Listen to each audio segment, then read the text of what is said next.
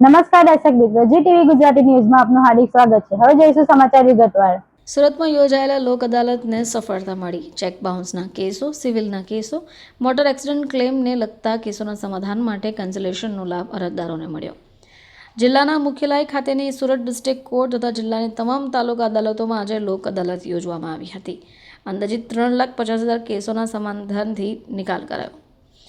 લોક અદાલત થકી કોઈપણ દીવાની તકરાર, ચેક પરતના કેસ, માત્ર દંડથી શિક્ષાપાત્ર કેસ, દાંપત્ય જીવનને લગતા છૂટાછેડા સિવાયની તકરાર, જમીન સંપાદનને લગતા કેસ, મોટા અકસ્માતોના વળતર અંગેના કેસોના સમાધાનથી નિવેડો લાવવામાં આવે છે। તમામ અદાલતોમાં ચેક બાઉન્સના case, civil case, motor accident ક્લેમને લગતા રહીશોના સમાધાન માટે મધ્યસ્થી, કેન્સલેશન અલગ વ્યવસ્થાઓ ગોઠવાઈ હતી।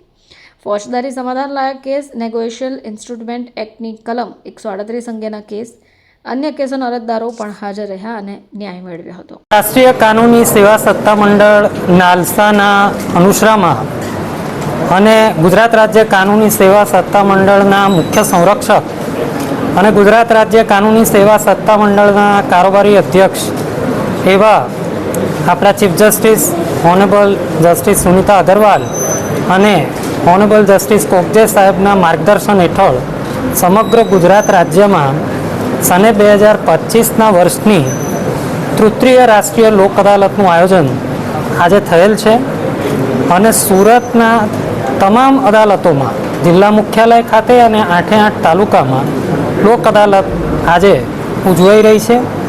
બહોળી સંખ્યામાં લોક અદાલતમાં સમાવેશ થઈ શકે તેવી તમામ શ્રેણીના કેસોમાં પક્ષકારોનો ધસારો છે અને વધુમાં વધુ કેસો સમાધાનથી નિકાલ થાય તે માટે વકીલશ્રીઓ ખૂબ પ્રયાસ કરે છે।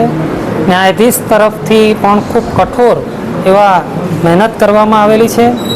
પક્ષકારોને લોક અદાલતના ફાયદાની જાણકારી મળે તે માટે Surat legal add defence council અને LADC તરફથી અને DLSA સુરત તરફથી ખૂબ સંનિષ્ઠ પ્રયાસ કરવામાં આવેલા છે। લીગલ લિટરસી કેમ્પ કરવામાં આવ્યા છે, એટલે ખૂબ સુંદર પ્રતિસાદ સાંપડ્યો છે અને અમને અપેક્ષા છે કે તમામ પ્રકારના કેસોમાં, એ મોટર અકસ્માત વળતરના કેસો હોય, ચેક પરતને લગતી ફરિયાદો હોય, દીવાની તકરાર હોય, શિક્ષાત્મક માત્ર દંડથી શિક્ષાપાત્ર થઈ શકે એવા સમાધાન લાયક ફોજદારી કેસો હોય, કે ઔદ્યોગિક તકરાર હોય, કે દાંપત્ય જીવનને લગતી તકરાર હોય, આ તમામ પ્રકારના કેસોમાં જેટલા પક્ષકારો આવ્યા છે એમને ચોક્કસપણે સમાધાન થાય એવી મારી આશા પણ છે અને અમે એવું વિચારીએ છીએ કે અને અમને પૂરી શ્રદ્ધા છે કે ગઈ લોક અદાલતની જેમ જ સમગ્ર રાજ્યમાં સુરત મોખરે રહેશે સમાધાનમાં અને આપણે ફરીથી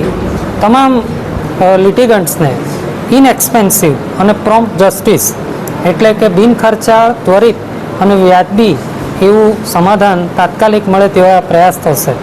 આજની વાત કરું મોટર અકસ્માત વળતર કેસીસની, તો મને કહેતા ખૂબ આનંદ થાય છે કે ઘણા બધા કેસોમાં સમાધાન થયું છે, પણ દાખલારૂપ એવા કે જેમાં વીમા કંપનીના હકારાત્મક અભિગમ, બંને પક્ષોના વકીલ દ્વારા કરવામાં આવેલ સંનિષ્ઠ પ્રયાસ અને ન્યાયાધીશો દ્વારા આપવામાં આવેલી પ્રેરણાના કારણે 16 અલગ એવી મોટર અકસ્માત વળતર અરજીઓ કે જેમાં આશરે 900 લાખ જેટલા એવોર્ડ સમાધાનથી આપવામાં આવેલા છે।